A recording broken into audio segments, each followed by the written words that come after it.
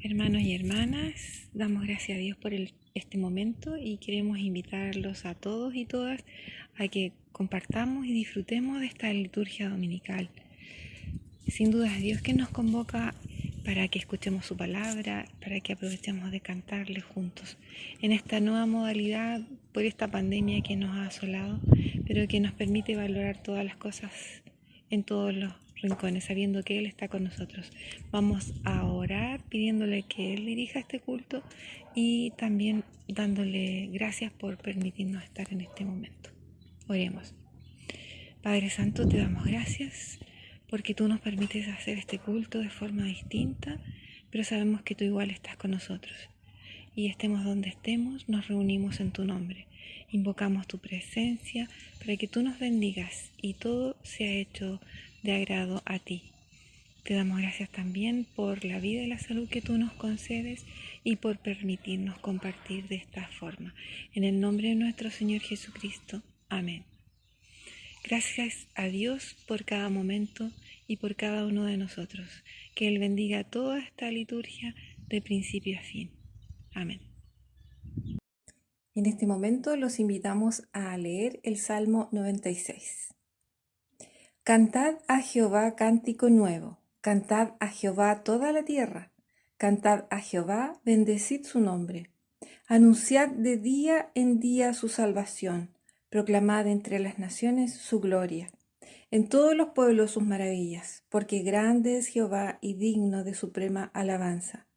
Temibles sobre todos los dioses, porque todos los dioses de los pueblos son ídolos. Pero Jehová hizo los cielos, alabanza y magnificencia delante de él, poder y gloria en su santuario. Tributad a Jehová, oh familias de los pueblos, dad a Jehová la gloria y el poder, dad a Jehová la honra debida a su nombre, traed ofrendas y venid a sus atrios, adorad a Jehová en la hermosura de la santidad. Temed delante de él toda la tierra. Decid entre las naciones, Jehová reina. También afirmó el mundo, no será conmovido. Juzgará a los pueblos en justicia. Alégrense los cielos y gócese la tierra. Brame el mar y su plenitud. Regocíjese el campo y todo lo que en él está. Entonces todos los árboles del bosque rebosarán de contento. Delante de Jehová que vino, porque vino a juzgar la tierra. Juzgará al mundo con justicia y a los pueblos con su verdad. Palabra de Dios. Hermanos, ahora vamos a unirnos en el himno de gloria, que es el número 77. Con mucha alegría cantemos a nuestro Señor, a ti la gloria.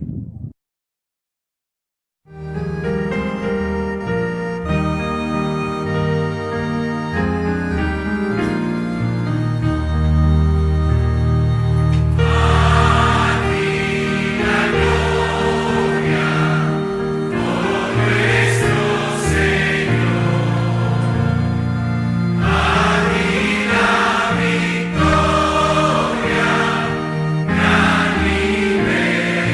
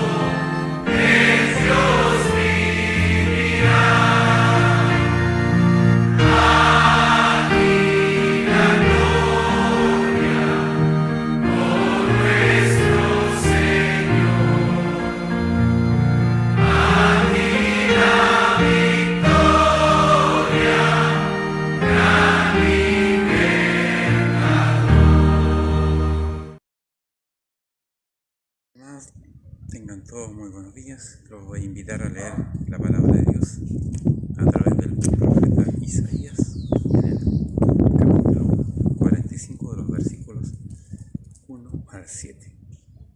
Dice así: Así dice Jehová a su ungido a Ciro, al cual tomé yo por su mano derecha, para sujetar naciones delante de él y desatar lomos de reyes, para abrir delante de él las puertas, y las puertas no se cerrarán. Yo iré delante de ti y enderezaré los lugares torcidos, quebrantaré puertas de bronce y cerrojos de hierro haré pedazos. Y te daré los tesoros escondidos y los secretos muy guardados, para que sepas que yo soy Jehová, el Dios de Israel, que te pongo nombre. Por amor a mi siervo Jacob y de Israel mi escogido, te llamé por tu nombre y te puse sobrenombre, aunque no me conociste. Yo soy Jehová y ninguno más hay. No hay Dios fuera de mí. Yo te ceñiré, aunque tú no me conociste, para que se sepa desde el nacimiento del sol y hasta donde se pone, que no hay más que yo Jehová y ninguno más que yo, que formó la luz y creó las tinieblas, que hago la paz y creo la adversidad. Yo Jehová soy el que hago todo esto. Palabra del Señor. Estimados hermanos y amigos, los voy a invitar a que inclinen su rostro y se concentren y se pongan en contacto con Dios a través de la oración, que es el medio que Él nos ha dejado para dirigirnos. Los voy a invitar a dar gracias a Dios por todas las cosas que Él nos ha dado y nos ha permitido. Dios Todopoderoso y Eterno, te damos gracias por darnos la oportunidad de dirigirnos a ti. Te pedimos que nos perdones y que recibas nuestras oraciones, que limpiemos nuestra mente y nuestros corazones para poder llegar a tu trono de gracia. Te damos gracias por tantas cosas que tú nos has dado, por tener un trabajo en esta situación de crisis, por tener los alimentos, por haberte fijado en nosotros, por haberte conocido. Te damos gracias porque vemos un pueblo que está viviendo cosas mejores, más justas, y que eso le puede proporcionar alegrías. Te pedimos que eso sea así, Señor. Te damos gracias porque eso se está llevando a cabo en paz, en tranquilidad, en beneficio de un país y sin derramamiento de sangre. Te pedimos que así siga adelante este proceso que vive nuestro país, que se haga en paz, alegría, en sabiduría, en alegría, y sean las personas que tienen que dirigir todo este proceso, personas doctas, inteligentes, capaces, sin intereses personales, sino con los intereses de un pueblo entero. Te damos gracias por todo eso, Señor. Te damos gracias por nuestra salud también, porque podemos caminar, podemos conversar, podemos hacer todas las cosas que tú nos permitas, Señor, por tener una vida sana también. Te damos gracias por todo eso. A la vez te pedimos perdón por nuestras faltas, te pedimos perdón por los errores. A veces con nuestros dichos ofendemos a nuestro prójimo, a los que nos rodean, a los que están junto a nosotros cada día. Debemos ser sabios, inteligentes para poder dirigirnos hacia los demás, y eso sea tranquilidad, que sea para bienestar, que sea para mejorar el ánimo de los demás y que podamos ayudarlos con nuestros dichos. Padre, te pedimos que nos acompañes hoy y siempre, en el nombre del Padre, del Hijo y del Espíritu Santo. Amén.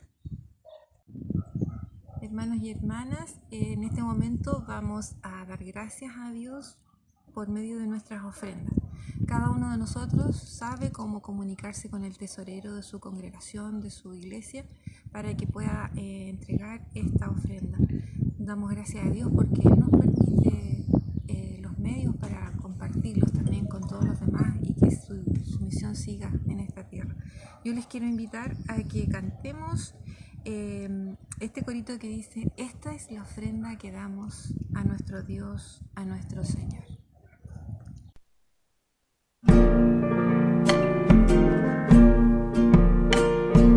Esta es la ofrenda que damos a nuestro Dios, a nuestro Señor, y junto a ella entregamos nuestro corazón, y junto a ella entregamos nuestro corazón,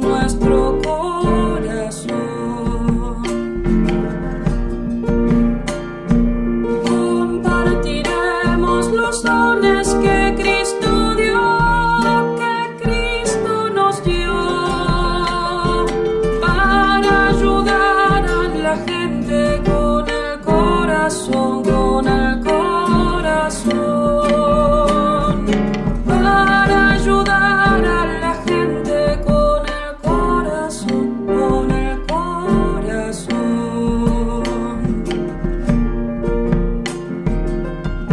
Esta es la ofrenda que damos a nuestro Dios, a nuestro Señor, y junto a ella entregamos nuestro corazón,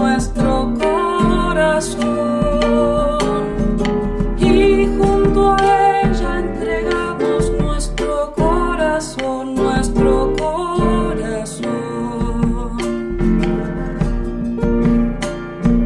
Compartiremos los dones que Cristo dio, que Cristo nos dio, para ayudar a la gente con el corazón, para ayudar a la gente con el corazón,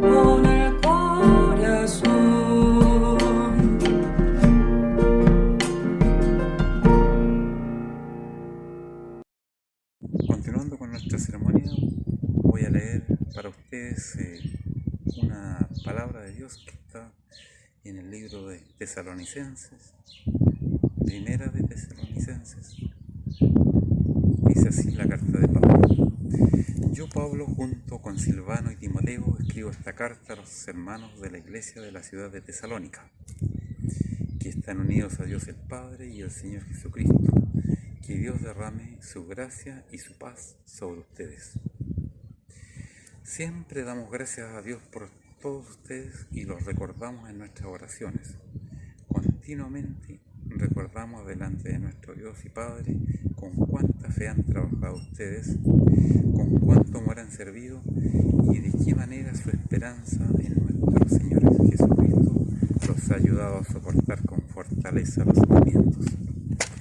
Hermanos, Dios los ama a ustedes y sabemos que Él los ha escogido, pues cuando nosotros les predicamos el mensaje de salvación, no fue solamente con palabras, sino también con el poder del Espíritu Santo y con la completa seguridad de que este mensaje es la verdad. Bien saben cómo nos portamos entre ustedes buscando su propio bien. Palabra de Dios. Voy a dar espacio al pastor para que haga la oración de intercesión. La comunidad de fe es una comunidad solidaria y que fruto del amor, de la bondad y la misericordia del Señor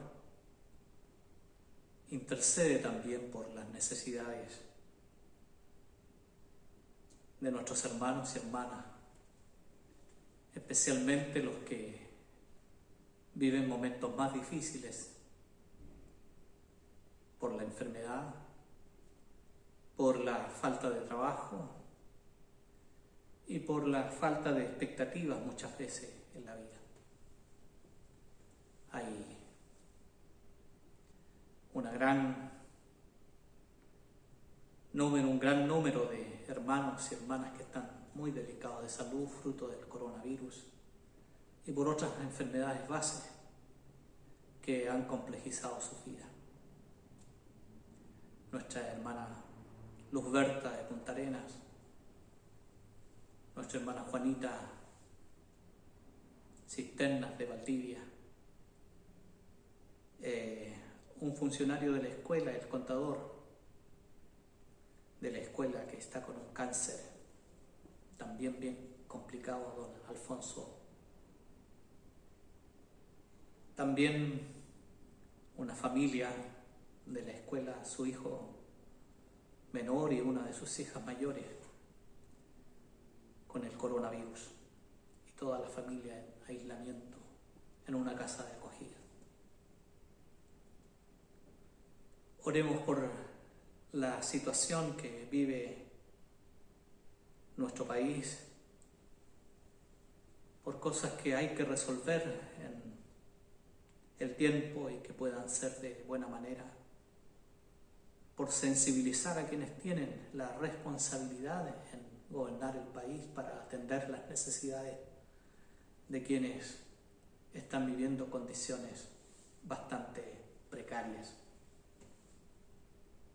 por nuestros hermanos haitianos, por cada una de las familias de este circuito del Reloncaví. Oremos al Señor. Confiando en tu bondad y en tu misericordia, nos dirigimos a ti, oh Dios Padre, bondadoso, misericordioso, en la certeza y en la convicción de que tú siempre estás atento al clamor de tu pueblo y a responder conforme a tu divina y santa voluntad a cada una de las situaciones que viven las personas que hemos hecho mención en esta hora y que las ponemos delante de ti con la certeza de que tú siempre eres la mejor respuesta. Traes alivio, traes consuelo, traes fortaleza, traes esperanza. Sé tú con cada una de las familias que están atravesando estos momentos difíciles. Oramos por cada uno de los miembros de nuestra iglesia en este circuito, por el liderazgo a nivel nacional, por nuestro obispo, por los superintendentes, por los pastores, los predicadores laicos, los exhortadores, los maestros de la escuela dominical, y que en este tiempo hemos tenido que vivir en esta cuarentena tan extensa, pero que no nos priva de poder orar, de poder cantar, de poder celebrar la liturgia dominical y escuchar las meditaciones diarias que también fortalecen nuestra fe.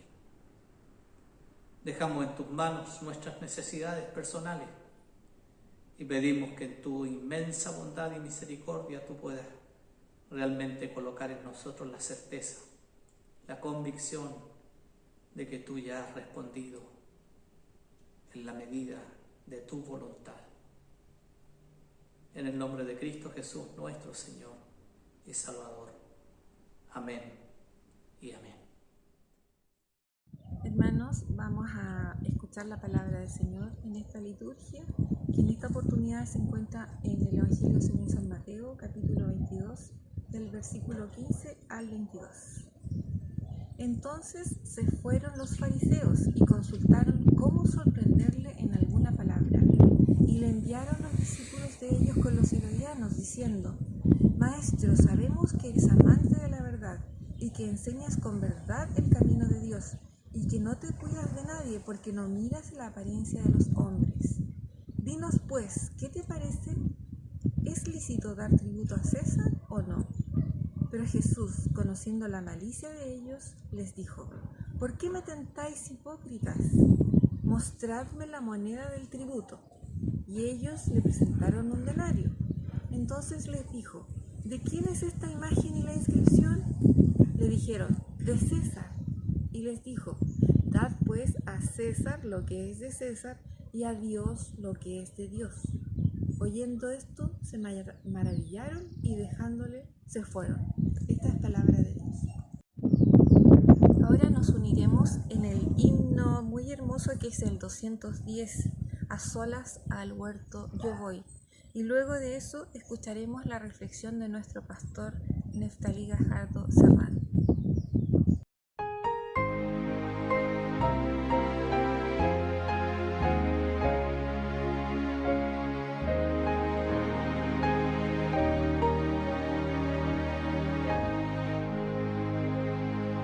A solas al huerto yo voy, cuando duerme aún la floresta,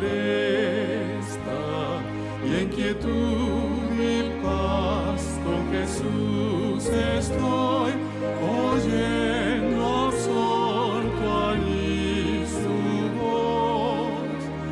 Él conmigo está, puedo oír su voz, y me dice que suyo soy, y el encanto que hallo en él allí, con nadie podré tener. Tan dulce es la voz del Señor, que las aves guardan silencio,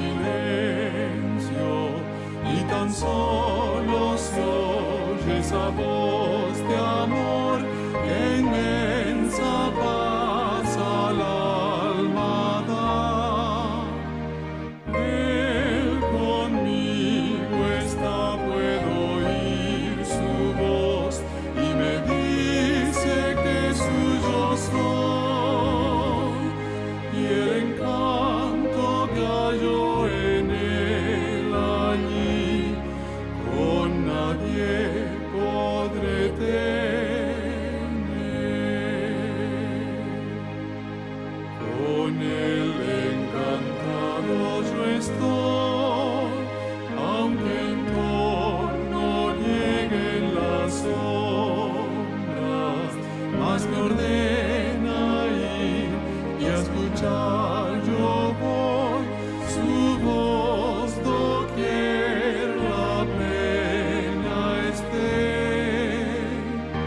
Él conmigo está, puedo oír su voz, y me dice que suyo soy, y el encanto que hallo en él allí, con nadie podré tener.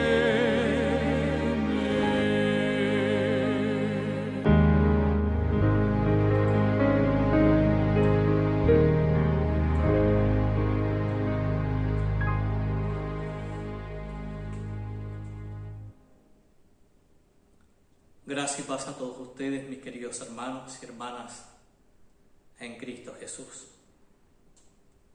Estamos de nuevo reunidos a través de esta plataforma virtual, celebrando nuestra liturgia dominical, para brindar la honra, la gloria y la alabanza al Dios Trino, que es Padre, que es Hijo, que es Espíritu Santo. Que la inspiración del Santo Espíritu ilumine nuestros pensamientos, sensibilice nuestro corazón para la meditación de su palabra. Junto con saludarles, hermanos y hermanas, en este día también muy significativo para las familias que recuerdan a sus seres queridos que están en la presencia del Señor.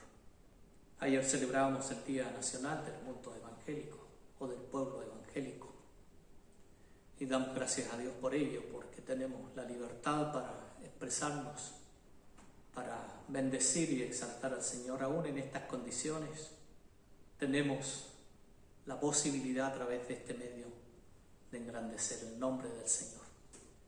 El salmo de este domingo, el Salmo 96, es un hermoso canto de alabanza proclamando al Señor como Rey.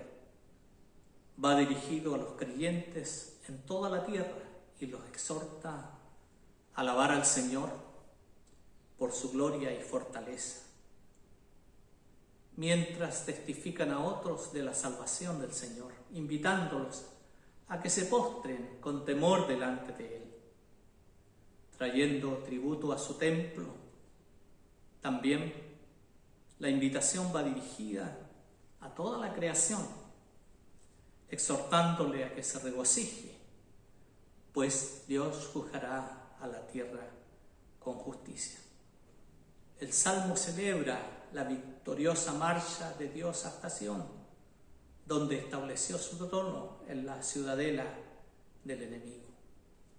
Este Salmo nos da las razones de por qué agradecer a Dios, cantando alabanzas por todas sus maravillas, por todo lo que Él ha hecho en favor y beneficio nuestro y de toda la humanidad. Un corazón agradecido por las bondades, por las misericordias y maravillosas obras de salvación que Dios ha hecho, canta, alaba, proclama las obras de Dios. Se siente llamado a expresar a todos los pueblos las grandes maravillas de Dios, invitando a todo el mundo a adorar a Dios, el Dios de la salvación. Nosotros somos los primeros que tenemos que bendecir el nombre de Dios por la salvación que nos ha otorgado por medio de su Hijo Jesucristo, que nos liberó del poder del pecado y del poder de la muerte. El Salmo nos invita diciéndonos: cantad al Señor un cántico nuevo, cantad, bendecid su nombre. Todas las naciones son invitadas a bendecir el nombre del Señor, porque Él es el Señor de toda la tierra. Él es el único que se merece todas las alabanzas. El texto del profeta Isaías, Deutero Isaías, habla proféticamente sobre el fin del cautiverio babilónico del pueblo judío. El trasfondo histórico de nuestro texto es el edicto del rey Ciro, promulgado en el año 538 a.C., con ocasión de la toma de Babilonia. Ciro gobernó entre el año 558 al 529 a.C., inicialmente en un pequeño principado en medio del desierto sureste de Babilonia, conocido como Pasagardas, capital del Imperio Persa, la primera capital. Actualmente es un yacimiento arqueológico ubicado al sur del actual Irán. Ciro, con gran habilidad, conquistó tronos y reinos hasta convertirse en el monarca más grande del Asia Menor.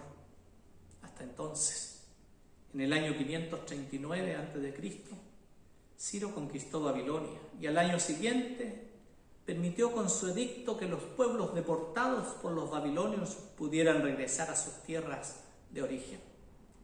Entre esos pueblos estaban los judíos, que habían permanecido en cautiverio babilónico desde el 587.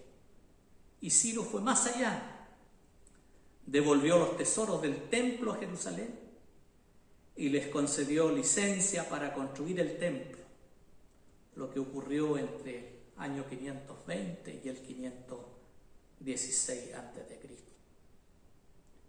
Esta política de Ciro se canta precisamente en este texto del profeta Isaías que hemos escuchado. Al declarar a Ciro como ungido de Dios, como Mesías podríamos decir, el profeta hace de Ciro un instrumento que Dios ha elegido.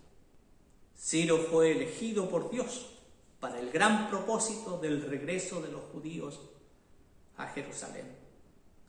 Ciro es tomado por Dios como la mano derecha para los siguientes propósitos: derrocar a las naciones, derrocar a los reyes, abrir puertas. Dios mismo facilitará esa trayectoria conquistadora de Ciro. Incluso dará acceso a los lugares secretos donde se esconden los tesoros. La razón de la elección de Ciro es clara. Debido a su pueblo, Dios interfiere en el curso de la historia. levanta a Ciro para derrotar a los babilonios y por lo tanto liberar al pueblo de Israel. Aunque no me conoces, yo soy el Señor y no hay otro. Así nos dice el texto del profeta Isaías. Yahvé es el Dios de los judíos. Él es el Señor de la historia y no hay otro. Dios, como creador, es también el Señor del mundo, el Señor de la historia. Nuestro texto, en prosa y verso, quiere decirnos que Dios escogió al gran rey Ciro para liberar a su pueblo del cautiverio babilónico. Este rey, en su origen, rey en una provincia o en una ciudad provincial, diríamos. Entre el pueblo hebreo, sabemos nosotros que Dios escogió a Moisés para ser el gran líder de la liberación de la esclavitud. El gran libertador que Dios envió al mundo para salvarlo, su propio Hijo Jesucristo, el ungido, el Mesías. En el texto de Isaías nos damos cuenta cómo Dios utiliza a las personas para dirigir la historia positivamente, incluso si no están vinculadas a la fe en Dios, o para nosotros, si no están vinculados a la fe cristiana. Voy a mencionar dos ejemplos, quizás para algunos pueden ser muy irrisorios, pero son parte de la historia y que intervienen en un momento que va a ser muy significativo para aquellos pueblos, para aquellas naciones. Mahatma Gandhi, por ejemplo, y Mikhail Gorbachev. Gandhi, uno de los principales en la conquista, diríamos, de la libertad de la India, con los principios de la no violencia y la desobediencia civil, con largos ayunos sucesivos. Fue uno de los grandes articuladores de la independencia de la India, la que se alcanzó en el año 1947. Y Gorbachev fue el último secretario general del Partido Comunista, gobernando la Unión Soviética del año 1985 al año 1991. Implementó lo que se conoce como la glasnost, que significa apertura, y la perestroika, la reestructuración, con tres consecuencias históricas. Uno, el fin de la Unión Soviética. Dos, el fin de la Guerra Fría. Y tres, la salvación de Rusia de un colapso con una miseria impredecible. Sin duda que uno puede tener sus observaciones críticas a estas dos figuras de la historia. Lo que trato de hacer es resaltar simplemente el equilibrio positivo que se puede atribuir de una u otra manera a las acciones de Dios en la historia de la humanidad, aunque uno no tenga a veces la capacidad de reconocerla. Después de todo, el gran rey conquistador Ciro tampoco era un monarca sin pecados. Hago mención a algunos aspectos negativos de nuestra actualidad que nos muestran cómo Dios no está incluido en la historia. Por ejemplo, hay religiones, hay iglesias y sectas que transforman a Dios en un mero asistente de las necesidades individuales. Hay corrientes religiosas que abogan por la teología de la prosperidad, basada simplemente como una lotería divina, donde uno de los fundadores afirma: lo que le des a Dios, Él está obligado a devolverte el doble.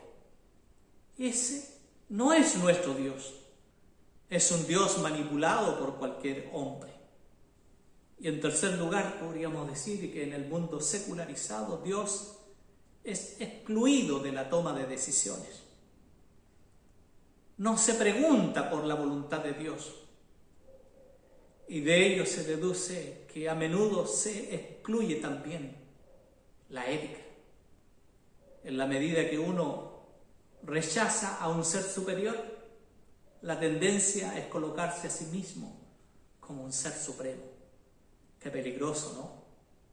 Pero también hay algunos aspectos positivos de la actualidad que nos muestran también el desempeño de Dios en medio de la historia. El avance de la ciencia, de la tecnología, de la capacidad por descubrir en el ámbito de la medicina tantas cosas que permitan que las personas tengan mejores condiciones de vida. Muchas son las personas que se ven beneficiadas con este milagro de la medicina actual.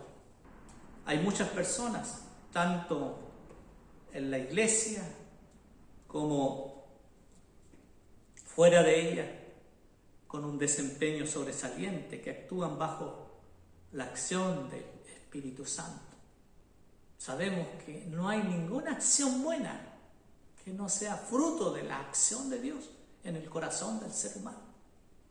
Incluso las pequeñas cosas que nosotros podemos hacer en beneficio de otros.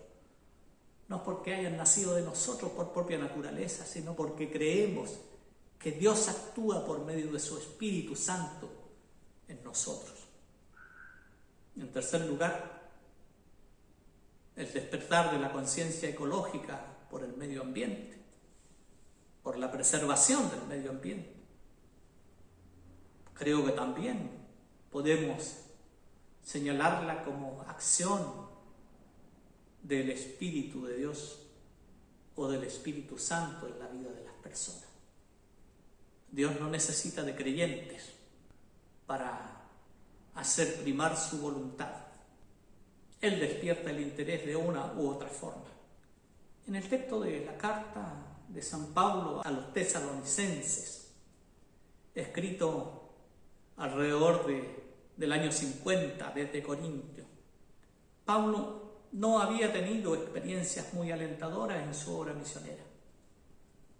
Él mismo y sus colaboradores habían sido maltratados, difamados y encarcelados. Incluso en Tesalónica, Pablo había predicado el Evangelio en medio de muchas luchas. Por lo tanto, es comprensible, después de tantas dificultades y ante tantas situaciones y reacciones adversas, a él personalmente y al Evangelio mismo, Pablo hubiera dimitido o renunciado. Pero no dimite, no renuncia, no se rinde, porque está convencido de que la edificación de la comunidad de fe no está en última instancia en manos de los hombres, sino en las manos de Dios. La realización de los signos del reino de Dios no está condicionada a la simpatía y a la aclamación de los hombres. Esto no minimiza su responsabilidad con la predicación recta del Evangelio, porque vive existencialmente en cada paso, en el surgimiento y en la construcción de la comunidad. Siempre tuvo sus pensamientos y oraciones centrados en las comunidades donde había echado la semilla del Evangelio. Y Tesalonicenses no estaba ajena a esta preocupación.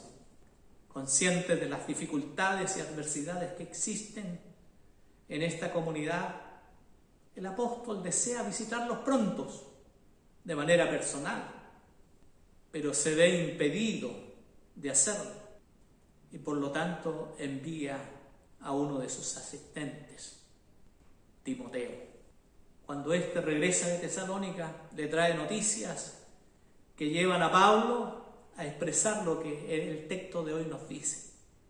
Dar gracias a Dios, alabar a Dios, bendecir a Dios. Y el objeto de esta alabanza no son los tesalonicenses ni el éxito de su trabajo.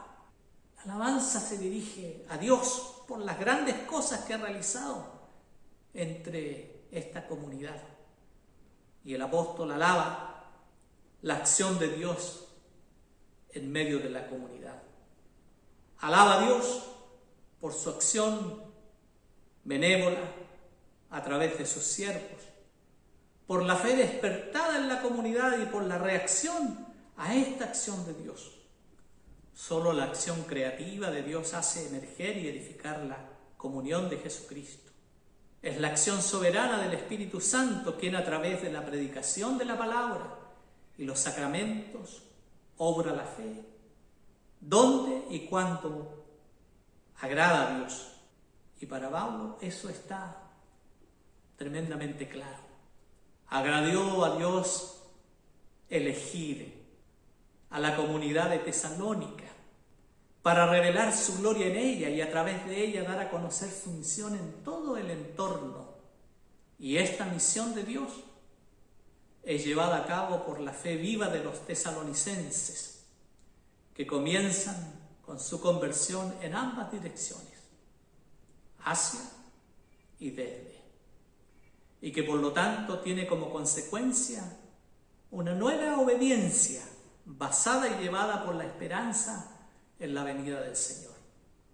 El apóstol ve a su comunidad en la fe de Cristo, en el amor de Cristo y en la esperanza del Cristo resucitado, pero no en un sentido estático, sino en el sentido dinámico, porque donde Cristo vive en una persona, allí se desarrollan los dones de Dios.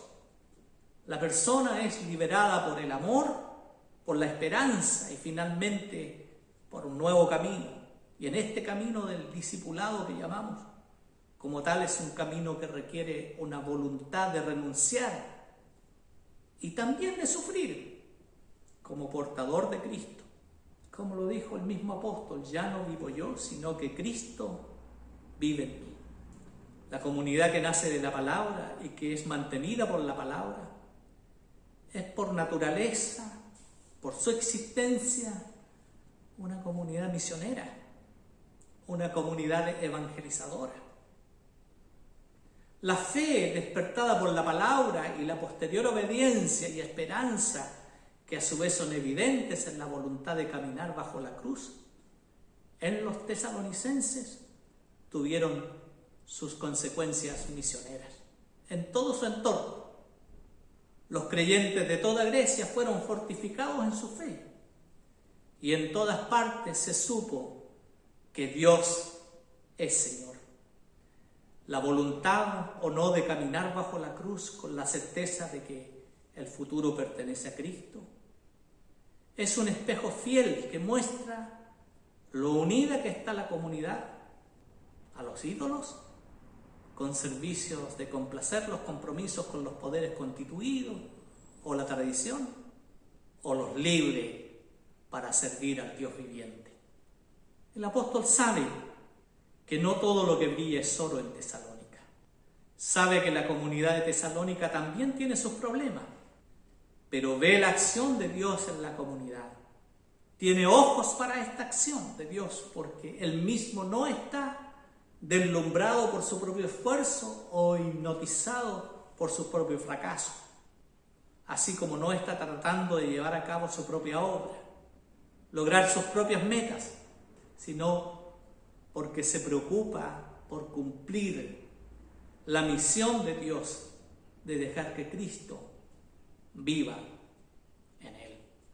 Esto es precisamente lo que debe mover a la comunidad de la fe, a la comunidad cristiana, la iglesia, en estos tiempos. Procurar articular la misión de Dios en la fe, en la obediencia y la esperanza de ser el pueblo de Dios, de ser su iglesia. Es un momento de acción de gracias por lo que ha estado sucediendo en la comunidad. El apóstol no puede estar allí, así que envía el mensaje por escrito, un interesante método de pastoreo. El pastor no puede estar en la comunidad. Alguien tendrá que jugar un papel importante. Y allí entonces están estas personas dispuestas a hacerlos, como es el caso de Timoteo.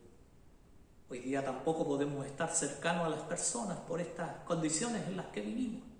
Sin embargo, esta plataforma nos ha servido para escuchar, para recibir el mensaje y para estar en el tiempo también en comunión, con un mismo propósito, con un mismo interés, con un mismo deseo. Gracia y paz para vosotros. Lo demás es un movimiento hacia la comunidad, desde el apóstol Pablo. Comunidad que de alguna manera se reúne para oír, para experimentar la gracia y la paz de Dios a través de la acción del Espíritu Santo. Hay aquí conceptos importantes que se mencionan: la gracia, la paz, el Espíritu Santo, cuyo entendimiento decide sobre las direcciones y posturas que la comunidad ante sí misma y ante el mundo que la rodea, que tiene diferentes experiencias y prácticas. Las consecuencias de recibir la gracia y la paz de Dios se hace visible en la vida de las personas, en la experiencia de su espiritualidad, entendiendo la espiritualidad como expresión de lo que el Espíritu del Evangelio ha creado en nosotros, y nosotros no la hemos creado. En otras palabras, es reflejo, es acción, es movimiento. Movimiento hacia el siguiente, es un movimiento de dentro hacia afuera. Y también no solo hacia el siguiente, que está bien, se remite, viene a la iglesia, pero precisamente hacia el siguiente. Este es el objetivo de nuestra acción. Acción conjunta y organizada para ser eficiente. Los textos que hemos escuchado en el día de hoy tienen una secuencia en los fundamentos importantes, decisivos de la fe cristiana. La gracia y la paz para los demás, como es el centro y el énfasis de lo que celebramos en el Día Nacional de los Evangélicos, haciendo memoria de la Reforma Protestante, la salvación por la gracia y por la fe, en primer lugar. Y en segundo lugar, yo soy el Señor y no hay otro. El Señor nuestro Dios uno solo es, de acuerdo a la Torá. Por lo tanto, a César lo que es de César y a Dios lo que es de Dios. Todo es de Dios. Nosotros tenemos el símbolo de la cruz, que nos ayuda a entender y a fijar la palabra. La cruz tiene dos partes, la vertical y la horizontal. Si solo tenemos una parte, deja de ser cruz. Es un palo atascado o es solo un pedazo de madera arrojado en alguna parte. Así es con nuestras vidas. La parte vertical de la cruz, primero tenemos que ser capaces de experimentar este acto concreto y significativo para nosotros. Dios nos reconoce en nuestra nulidad por medio de su Hijo Jesucristo, y a través del cual experimentamos el ser hijos de Dios. Por su Hijo experimentamos a los hijos de Dios. Mientras tanto, es la acción de la Iglesia, de la palabra de Dios predicada, de los sacramentos bien administrados. Es la realización de la comprensión de la salvación por gracia y por fe.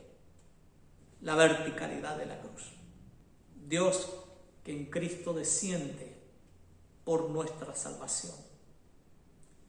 La segunda parte, la horizontal de la cruz, es su concreción en las relaciones humanas. Deriva del cinturón teológicamente comprensivo de la primera, de la verticalidad. Dale a César lo que es de César y a Dios lo que es de Dios. Todo es de Dios. Y por lo tanto el poder del César es humano, es temporal, necesario, pero dentro de la esfera del gobierno. El poder de Dios es infinitamente mayor. Incluso el César está bajo el gobierno de Dios. En este sentido, pensar en el poder nos lleva a pensar en los demás y a la reflexión sobre quién es el próximo hoy o el prójimo y de qué manera tenemos la oportunidad de alcanzarla. En este sentido es necesario que seamos comprensivos, porque todos estamos con la cabeza a veces llena de preguntas y dudas, y es necesario experimentar, evaluar, reanudar. Dios quiera que no nos desvanezcamos en el camino. Es una constante que siempre debiera darse. Lograr esta relación de comunión con Dios por medio de Cristo, la verticalidad de la cruz, pero a la vez la relación con el prójimo, la horizontalidad de la cruz, verdadera comunión con Dios, verdadera comunión con el hombre. Debe ser el reflejo de nuestra fe, de nuestro compromiso, de nuestra aceptación, de reconocimiento del señorío de Dios sobre todo. El Evangelio de Mateo, un texto que apunta directamente a cuestiones económicas, sociales y políticas, como es el pago del impuesto. La pregunta es: ¿lícito rendir tributo al César o no? Entonces, haz saber al César lo que es del César y a Dios lo que es de Dios. El texto del profeta Isaías también es un texto que trata temas políticos, desde la llamada de Dios al rey Ciro para edificar la ciudad de Dios, liberando a los exiliados de Babilonia. El texto señala de hecho de que Dios promete grandes logros a Ciro. La vocación de Ciro como rey de Israel por Dios se debe al amor que Dios tiene, o al amor de mi siervo Jacob y de Israel, el escogido. El texto que analizábamos recién de Primera de Tesalonicenses presenta una extensa acción de gracias de Pablo a Dios por la repercusión positiva de la fe, el amor y la esperanza que movió a la comunidad de los tesalonicenses. Razón por la cual el apóstol no deja de orar también por aquella comunidad, pidiendo que Dios los haga dignos de su vocación y para cumplir con poder todo el propósito de la bondad y la obra de fe, para que el nombre de nuestro Señor Jesucristo sea glorificado en vosotros, según la gracia de nuestro Dios y del Señor Jesucristo. El texto del Evangelio nos habla de que los fariseos pusieron una trampa para atrapar a Jesús. Retirándose, los fariseos consultaron en sí mismos cómo lo sorprenderían en alguna palabra. La acción es simulación y oposición. ¿Cómo lo harán? Solo se explica en el versículo 17. Y le enviaron discípulos junto con los herodianos. Los fariseos envían discípulos y no van solos a Jesús. Van con los herodianos. Los herodianos fueron los partidarios de Herodes, Antipas, que como amigos de los romanos, fieles a la monarquía, ejercieron en Galilea el mismo papel que los saduceos en Judea. Alimentaron una admiración mesiánica por el emperador debido a sus éxitos y por la pax romana. Trataron de persuadir al pueblo de la legitimidad del imperio. Los fariseos, a pesar de ser oponentes políticos, llevan a los herodianos, ya que fueron declarados subordinados de los romanos. Este hecho es utilizado como estrategia por parte de los fariseos, porque dependiendo de la respuesta de Jesús, los herodianos pronto lo denunciarían a las autoridades imperiales si se pronunciaran en contra del pago del censo. Ellos conversan con Jesús alabando con cierto sarcasmo: Maestro, sabemos que es verdad y que enseñas el camino de Dios, según la verdad, independientemente de quién seas, porque no miras las apariencias de los hombres. Así que hacen la pregunta, haciendo su opinión, que de hecho es una broma traviesa, de estos grupos, fariseos y herodianos. Digamos, por lo tanto, ¿qué les parece?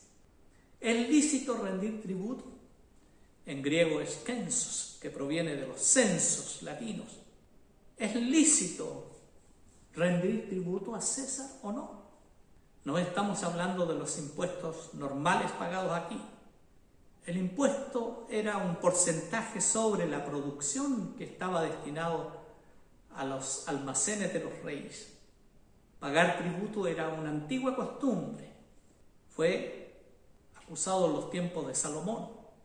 Persas y griegos también cobraron tributos con el apoyo de los sumos sacerdotes y funcionarios oficiales para su recogimiento.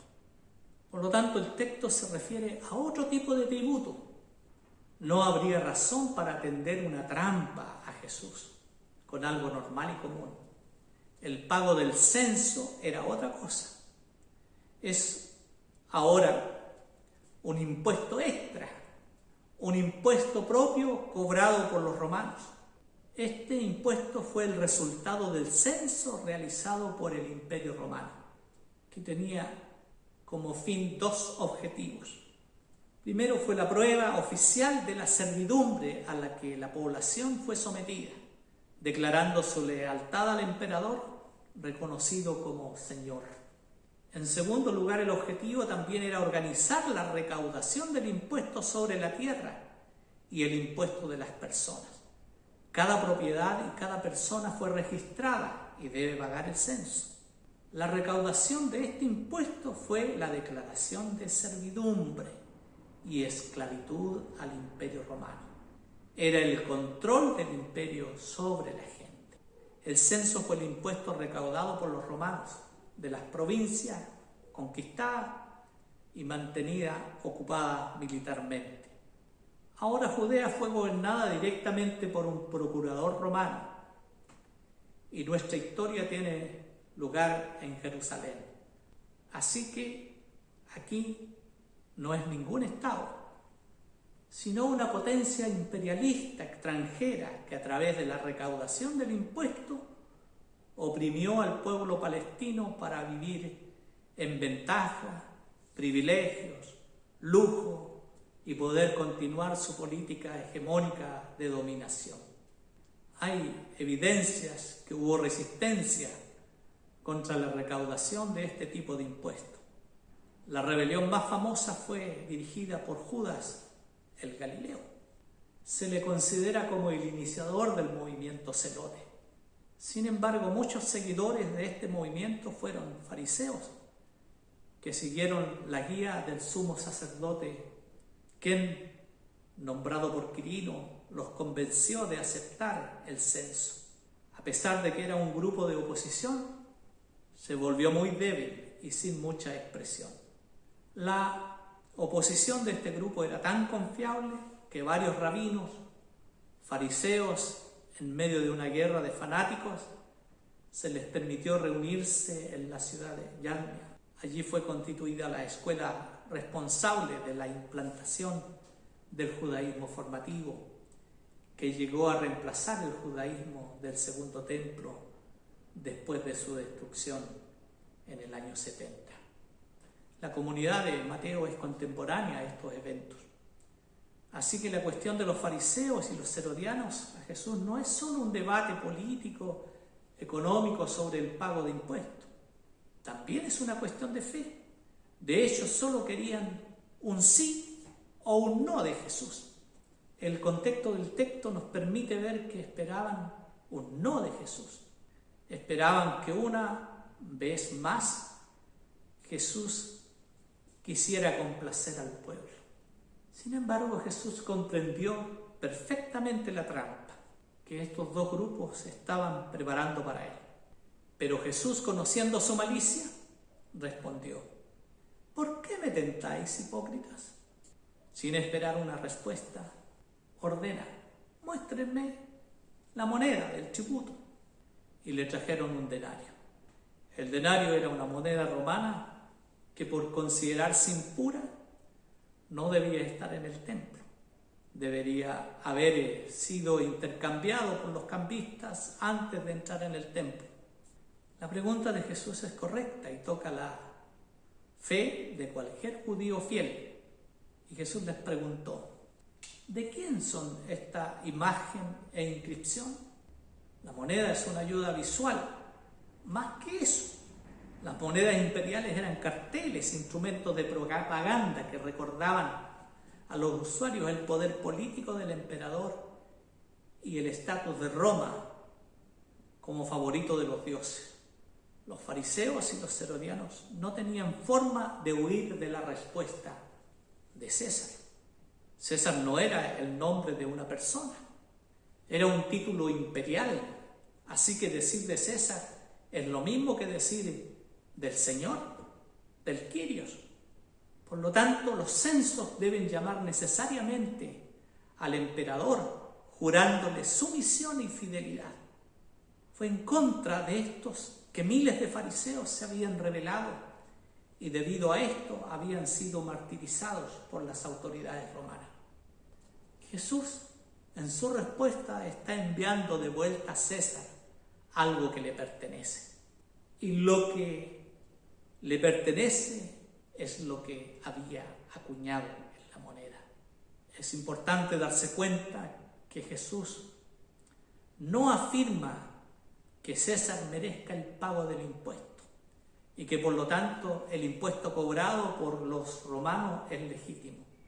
Devolver la moneda que pertenece a César es algo muy diferente a pagar un impuesto por parte del denario estatal.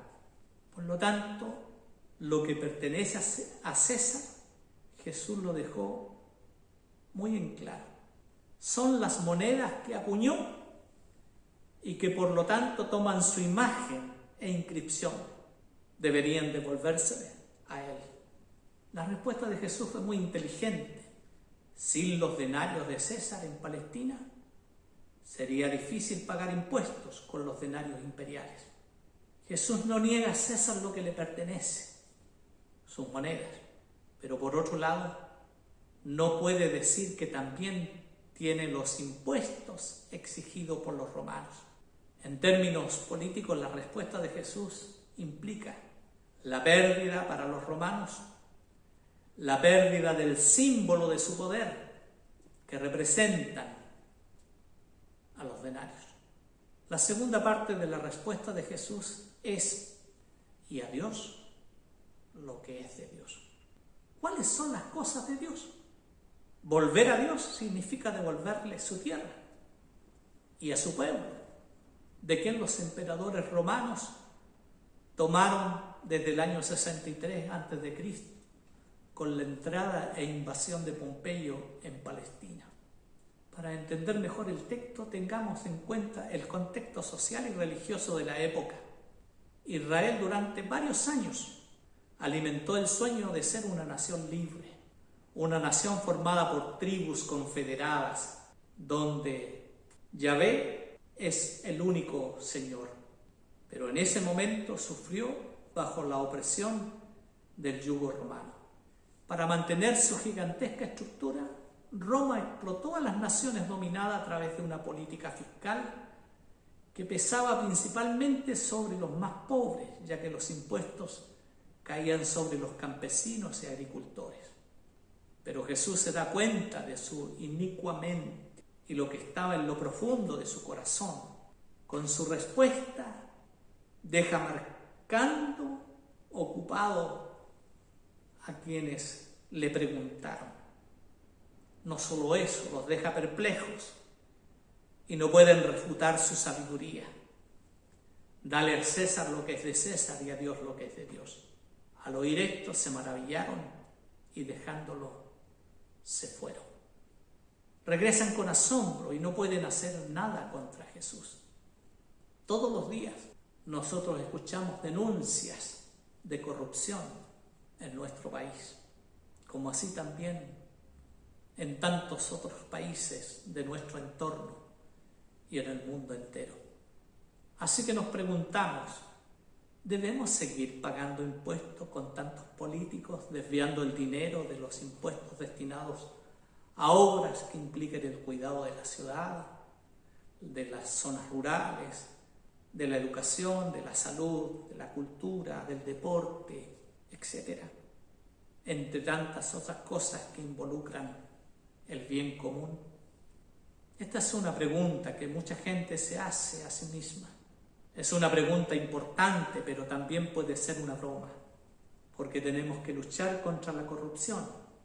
Corrupción que también muchas veces, a menudo, vive en nuestros corazones. O como dice un teólogo brasileño, la corrupción es un crimen contra la humanidad. Así que no pagar impuestos sería aceptar la corrupción. Dejar que nos deje llevar un corazón corrupto. La palabra corrupción se origina en la teología. Es una expresión que fue creada por San Agustín allá por el año 416 en un intercambio de cartas con San Jerónimo. Y la tradición cristiana decía que los seres humanos viven en una situación de corrupción. Agustín explica la etimología. La corrupción está teniendo el corazón roto y pervertido. Y cita el libro de Génesis. La tendencia del corazón es torpe desde una edad temprana. Uno de los grandes filósofos decía, haciendo la misma observación, somos una tabla rasa de la que no se pueden tomar tablas rectas. En otras palabras, hay una fuerza en nosotros que nos incita a desviarnos, que es la corrupción. No es fatal. Se puede controlar, se puede superar, pero sigue su tendencia. Lo que se suma a la corrupción es la impunidad. Así que es nuestro trabajo luchar por la transparencia en cualquier contexto de la vida, en nuestro ámbito personal, cercano, comunitario, ciudadano. Como comunidad cristiana debemos actuar éticamente, dar cuenta de las contribuciones, pero la corrupción está presente en nuestra comunidad diaria. Si no, habría que preguntarse, ¿enviamos correctamente nuestras ofrendas a su destino? ¿O enviamos correctamente el diezmo a la iglesia? La tentación de algunas personas o de algunas comunidades, porque pasa también en medio de las comunidades, es querer mantener la ofrenda sin tener en cuenta su destino. No, ¿para qué vamos a pagar el fondo conexional? ¿Para qué vamos a entregar ciertos compromisos que hemos asumido y que debemos cumplir por dignidad con las personas? La pregunta, ¿no es eso acaso corrupción que necesitamos superar en la vida cotidiana, en el proceso de convertirnos en personas y en comunidades éticas? Es algo que debe darse continuamente en una conversión diaria, luchando contra el pecado. Por eso necesitamos confesar nuestras faltas y nuestro pecado continuamente. Pagar impuestos es un deber que tenemos como ciudadanos y cristianos, porque sin pagarlos no habrá servicios necesarios para el bien común, como por ejemplo la recolección de la basura, la atención de los servicios públicos, las escuelas públicas, la atención primaria en la salud, así como tantos otros servicios. Lo que también tenemos que hacer como buenos ciudadanos y cristianos es ver si los impuestos recaudados se aplican correctamente en nuestra ciudad. Y para ello tenemos que organizarnos mejor como sociedad civil. También informarnos mejor. Es ir más allá de ver televisión, es más allá de ponernos en el Facebook o en las diversas redes sociales. Tenemos que dejar de ser dominados. Hoy ya no estamos dominados por el Imperio Romano, pero hay otros imperios que desean dominarnos. Como comunidades cristianas tampoco podemos aceptar dinero u otros beneficios de los políticos corruptos. Como hay algunos que quieren sacar beneficios de ciertas políticas Jesús respondió a la pregunta, que era una trampa, de una manera muy inteligente y sabia. Da al César lo que es de César y a Dios lo que es de Dios. En este proceso tenemos que estar atentos y actuar colectivamente, preguntándonos, ¿qué es del César? ¿Qué es de Dios? Pero finalmente todo pertenece a Dios y lo confesamos desde la misma Escritura. De Jehová es la tierra y su plenitud, el mundo y los que en él habitan. Por lo tanto, también lo que el imperio trata de tomar del pueblo pertenece a Dios. Y he aquí la tarea de las comunidades cristianas, las comunidades de fe, en su predicación, en su compromiso, en su testimonio, el cuidado de todos los bienes para que puedan ser empleados ética y correctamente. Y desde esta perspectiva no es tan fácil y simple ser cristiano. Requiere compromiso con quien nos ha redimido del pecado. Por tanto, nos desafía a actuar con fidelidad al Señor de todo y de todos y en todo, de lo simple a lo más complejo de la vida diaria. Cada uno de los textos de este día nos orienta precisamente por qué debemos alabar al Señor con alegría de corazón. Él se comprometió con nosotros para liberarnos, para darnos una perspectiva de vida distinta, diferente, para entender el sentido de la libertad y para comprender no el sentido del privilegio, sino el sentido de la responsabilidad en el mundo de Dios, donde Él es el Señor por sobre todo y donde debemos de una u otra manera expresar en nuestra confesionalidad, en el testimonio de que sí, Él sigue siendo el Señor de nuestra vida y su voluntad está por encima de todos los intereses personales. Que el Señor nos ilumine para que cada día tengamos la capacidad de entender el mensaje de su palabra y ver la pertinencia que tiene para la práctica de ella en nuestro diario vivir. Que la gracia del Señor sea con todos nosotros. Amén. Agradecemos, Señor, tu palabra y pedimos que nos des la disposición desde el corazón para ser sensibles, especialmente a tu llamado, a tu invitación, de poner en primer lugar la necesidad del otro. Solo será posible una verdadera relación de comunión contigo cuando seamos capaces de romper las murallas que nos separan del próximo.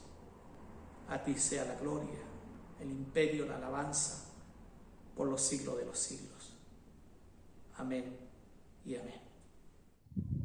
Bueno, hermanos y hermanas, hemos llegado al momento final de nuestro culto, de modo que damos gracias a Dios y también como familia porque nos da la oportunidad de hacerlo en este lugar tan hermoso donde tenemos algo de vegetación y por haber compartido con ustedes.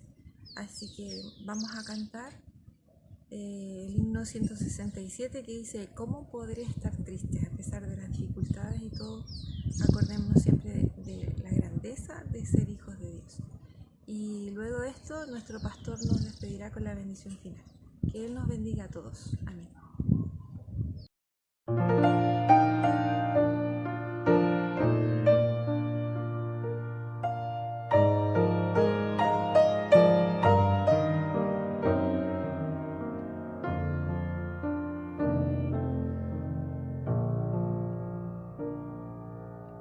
¿Cómo podré estar triste?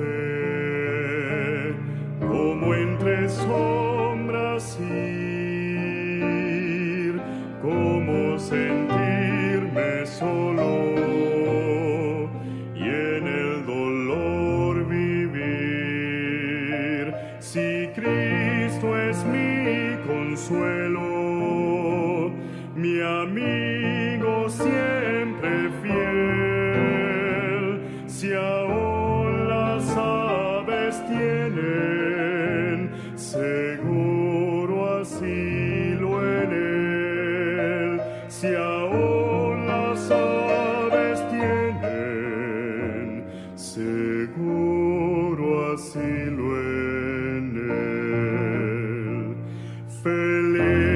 cantando alegre, yo vivo siempre aquí. Si Él cuida de las aves, cuidará también de mí. Nunca te desalientes, oigo al Señor decir, y en su palabra fiado hago al dolor huir. A Cristo paso a paso yo sigo sin cesar, y todas sus bondades me da sin limitar, y todas sus bondades me da sin limitar. Feliz cantando alegre, yo vivo siempre aquí. Si Él cuida de las aves, cuidará también de mí. Siempre que soy tentado o que en la sombra estoy, más cerca del camino y protegido voy. Si en mí la fe desmaya y caigo en la ansiedad, tan solo Él me levanta, me da seguridad. Tan solo Él me levanta, me da seguridad. Feliz cantando alegre, yo vivo siempre aquí. Si Él cuida de las aves, cuidará también de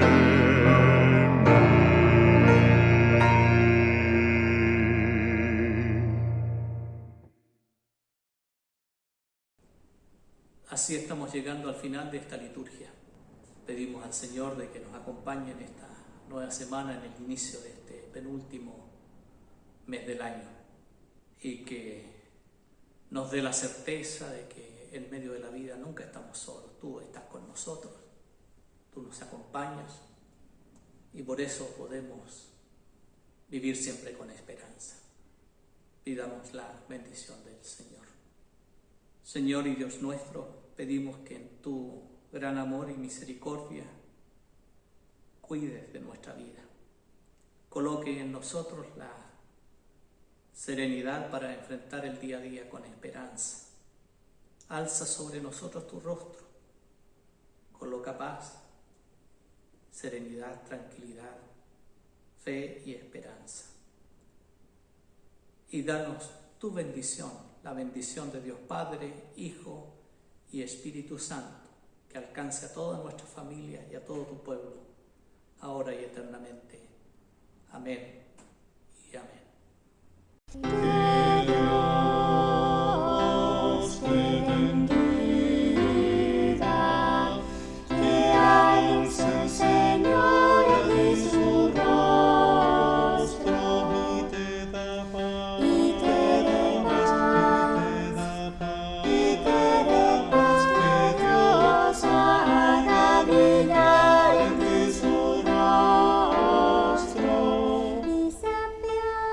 Y sapiare